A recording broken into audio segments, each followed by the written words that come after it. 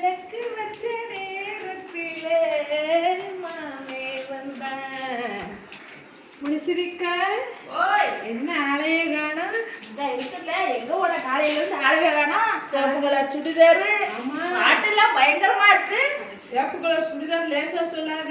சரி இது ரொம்ப சக்தி வாய்ந்த சுடிதார் கூட. சரி என் மகனை பெற போயில இந்த சுடிதார் தான் போட்டு போனேன். சரி அன்னைக்கு சிரிப்புக்கு வீடியோ ஆமா. போட்டு அப்பயும் இந்த சுடிதார் தான். சரி இது சரி நல்ல ராசியான சுடிதாரு.